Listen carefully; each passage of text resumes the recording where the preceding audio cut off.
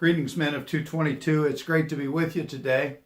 I'm wearing the shirt that we wore last week at the conference, and everybody ridiculed me because they said it was Michigan gold. No, it's not. It's actually gold and black. It's the color of Upper Arlington High School, where I matriculated, as well as the Pittsburgh Steelers, which that's an unfortunate thing, but it's also true, right? This is not a Michigan deal at all. Today we're continuing our series with Common Men, Uncommon Stories, and our common man today is Jacob. Now you might remember Abraham, Isaac, Jacob, the patriarchs, if you will, of Israel. Later, of course, Jacob becomes Israel. His name changes, and he sires or begats, as the old Bible used to say, 12 sons. And those sons head up what we call the 12 tribes of Israel.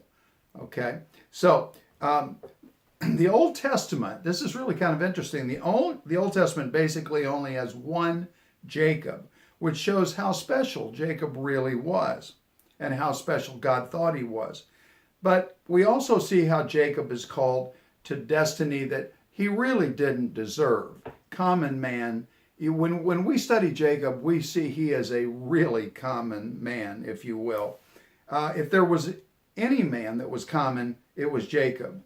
And yet he was used in a most uncommon way by the Lord. So what's the story of Jacob? Well, Jacob had a twin brother, Esau.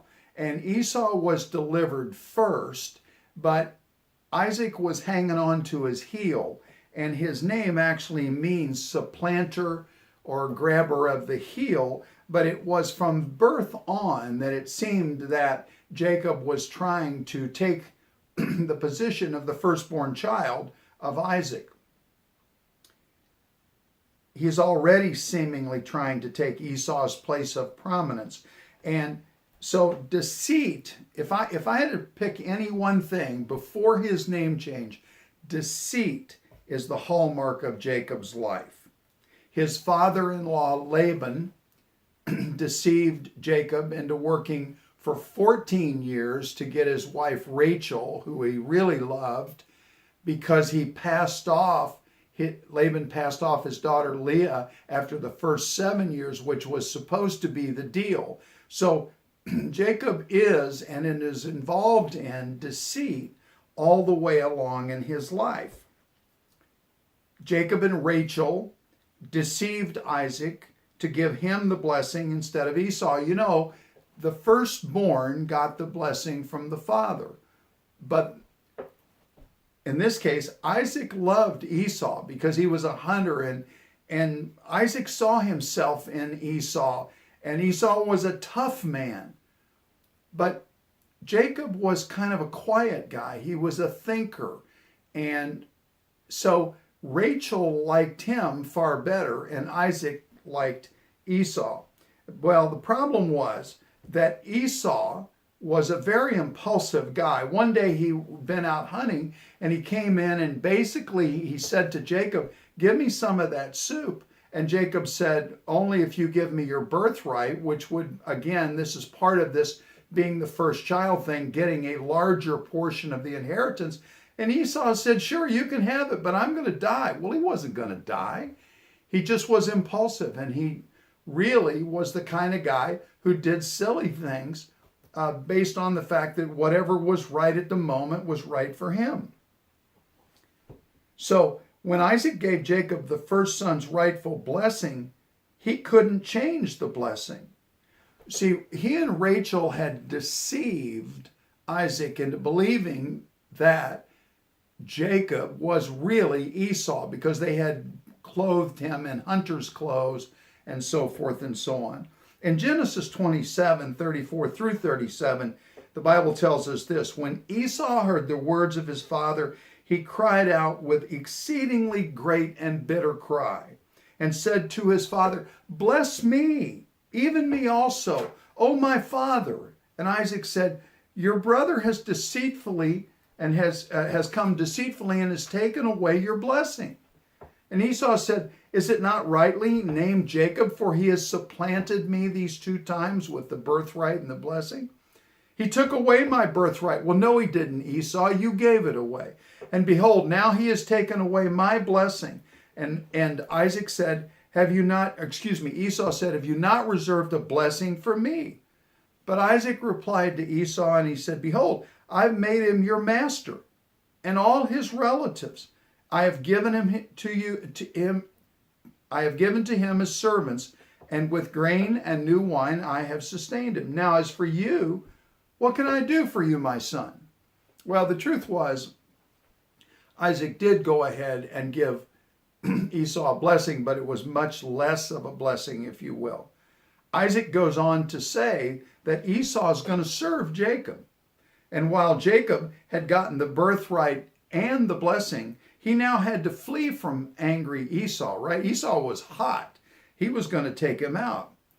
And why?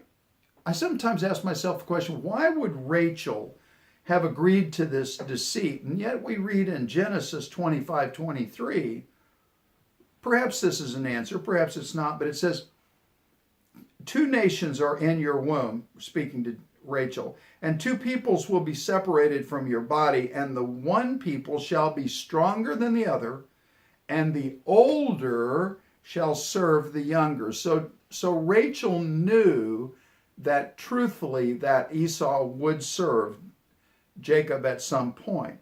But despite all of this, God confirms that Jacob is the man to continue the leadership of the chosen people.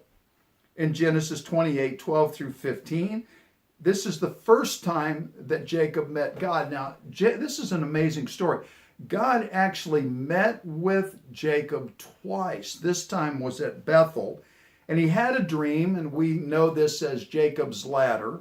He had a dream, and behold, a ladder was set on earth with its top reaching to heaven, and behold, the angels of God were ascending and descending on it. And behold, the Lord stood above it and said, there's the critical part, I am the Lord, the God of your father Abraham and the God of Isaac. The land on which you lie I will give to you and to your descendants. Your descendants will also be like the dust of the earth, and you will spread out to the west and to the east, and to the north and to the south. And in you and in your descendants shall all of the families of the earth be blessed. Behold, I am with you, and I will keep you wherever you go, and will bring you back to this land, for I will not leave you until I have done what I promised you. Now, this was at Bethel. This is the first time that Jacob meets God, and he gets a taste of what it's like to really be around God.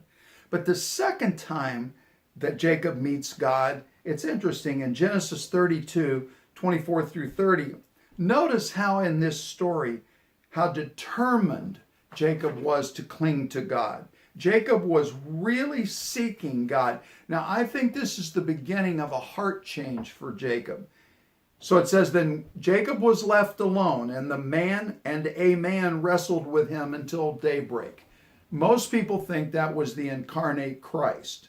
A man wrestled with Jacob until daybreak. When the man saw that he had not prevailed against him, he touched the socket of his thigh, so the socket of Jacob's thigh was dislocated while he wrestled with him. And the man said, let go, for the dawn is breaking. But Jacob said, I will not let you go unless you bless me. So he said to him, what is your name? And Jacob said, Jacob. He said, your name shall no longer be Jacob, but Israel, for you have striven with God and with men and have prevailed. He won. Jacob won. Then Jacob asked him and said, please tell me your name. But the man said, why is it that you ask my name? And he blessed him there. So Jacob named the place Peniel, for he said, I have seen God face to face, yet my life has been preserved. By the way, the limp proved to everybody that the dream was real, that Jacob had really had that dream. And notice that the change of name occurs here. This is where God says, you're no longer Jacob, but you're Israel. And that is normally because of a change of a man's heart. Jacob really began to pursue God at that point. So what are the takeaways from Jacob's story? Well, let's start with one about Esau first. Don't be like Esau and lose long-term benefits for short-term gains. Successful people master what is called delayed gratification. That is the ability to put longer goals ahead of momentary pleasure. Esau couldn't do that. He wanted it now, and it cost him dearly. It cost him his birthright. Number two, at Bethel, Jacob worshiped God and vowed to take Yahweh as his God. In other words, Jacob really wanted God. He pursued God, if you will. Then the second time at Peniel, God gave Jacob a crippled body but a strengthened faith. A crippled body but a strengthened faith. Does this remind you of the Apostle Paul in 2 Corinthians 2 and 7, where he talks about a thorny gift, a thorn in his body? God gave Jacob a thorny gift, and this is obedience through suffering. In some way, let's not forget this, in some way, all of Jacob's misdeeds were avenged by God. That is to say, Jacob suffered mightily for all of his deceit and the things that he did. And why would God even choose a man like Jacob to be his standard bearer? Pastor Steve Edmonds told this story one time. I think it's really fitting. When he was in seminary, he was studying Jacob, and he was disgusted with Jacob and his deceitfulness and his character. And he went to his his teacher after class, and he said, I can't follow a God who allows a man of this character, this deceit, this horrific nature. I can't follow him because this man is so terrible. And the fellow said, really? Okay. And Steve turned to walk out of the room, and as he did, the professor simply said this. He said, you're Jacob. You see, men, you and I are Jacob. When we get on our high horse and we begin to think how high and mighty we are, we need to understand that in our heart of hearts, we are just as deceitful as Jacob was. God chose Jacob not because of what he was, but because of what he could become with God's guidance. A common man and an uncommon story. Hey, be intentional this week as you honor Jesus. See you next Saturday, Lord willing, and the creeks don't rise.